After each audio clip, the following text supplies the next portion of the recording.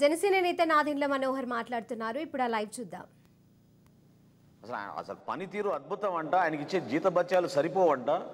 అందుకనే ప్రత్యేకంగా ఆయనకి నెలకు 2 లక్షల రూపాయలు ఇస్తున్నాం రిట్రాస్పెక్టివ్ ఎఫెక్ట్ తోటి అని మీరు జియో ఇచ్చుకుంటే మీరు సొంతంగా ఇంకా ఏం అడ్మినిస్ట్రేషన్ ఇది? ఎట్లా మీరు పరిపాలన అందిస్తారు? సామాన్యుడికి ఎట్లా మీరు న్యాయం చేయగలుగుతారు?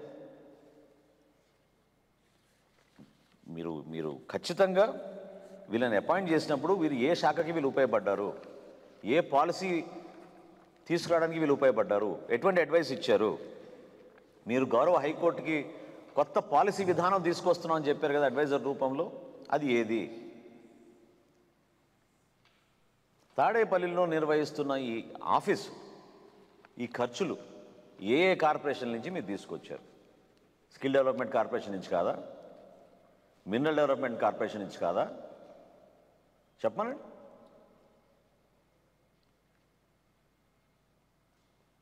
అధికారికంగా ఈ లెక్కలు ఈ రోజున ఫ్యాక్ట్ చెక్ అని చెప్పి మరొకసారి వాళ్ళు బుకాయించడానికి చూశారు. కానీ దీనివల్ల ఉపయోగం ఏమి నన్ను చెప్తున్నాను.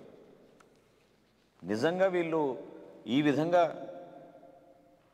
మన రాష్ట్ర ప్రజలకి వివిధ శాఖలకి వీళ్ళు అద్భుతంగా సలహాలు అందిస్తారు. అందుకని ఈ సలహాదారులను మేము నియమించుకున్నామని చెప్తే వాళ్ళ క్వాలిఫికేషన్స్ ఏంటి? దేనికోసం ప్రభుత్వం నుంచి మీరు ఇంత వెచ్చిస్తున్నారు? మన ప్రభుత్వ ఖజానా నుంచి ఈ ఫిగర్స్, నేను చెప్పిన ఫిగర్స్కి టాలీ కావా? చెప్పమనండి.